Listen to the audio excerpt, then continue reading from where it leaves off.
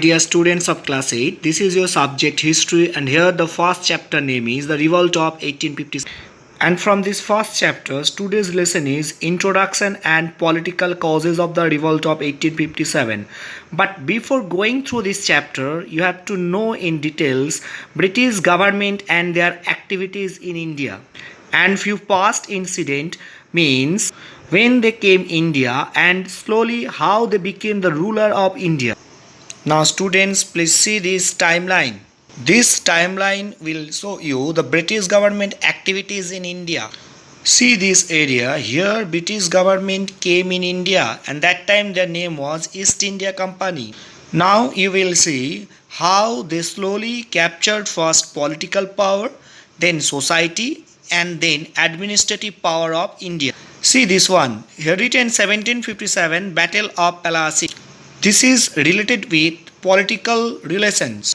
Now see this one 1829 written abolition of sati. Now see this one here written 1853 the railways and telegraph introduced in India. Now this is the Great Revolt of 1857. After this 1858 Queen Victoria's proclamation. Then the last incident written over here in this timeline 1876 Queen Victoria assumes the title Empress of India. Now I am giving you a brief idea about this timeline. See, as per the timeline, all incidents and year are written over here. First written 1608 AD to 1756. Actually, in 1608, British government came in India, and their identity was that time they were trader. They came India for trade, and their name was East India Company. Then, in 1757 AD, the Battle of Plassey, they defeated Sirajuddaulah, the Nawab of Bengal, and they captured the political power in Bengal. So here you can understand from the trade and the political power, that means they started to enter in India and control the power of India. Then the incident is 1829 AD, the abolition of sati system, and that means they started to control the Indian society. 1853 AD, they introduced railway and telegraph. That means they started to control the administrative work. So all these political, society and the administrative power, when they captured, the outcome is in 1857 AD, the Great Revolt of 1857. And after 1857 revolt, in 1858 AD, the Queen Victoria from England, they proclaimed from now British government will control the India. That means from now British government directly rule in India. Now here we will see the causes of the revolt of 1857.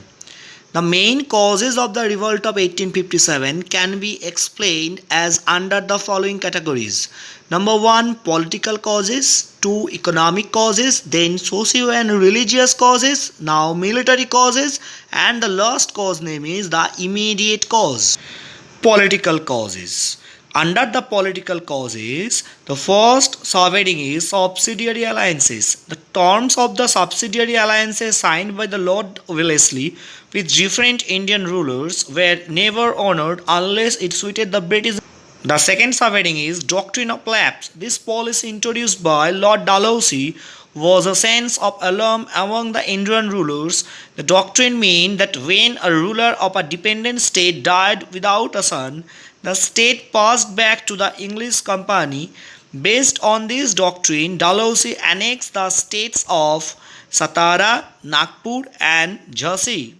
Now, under the political causes, the next subheading is discourtesy of the Mughal emperor.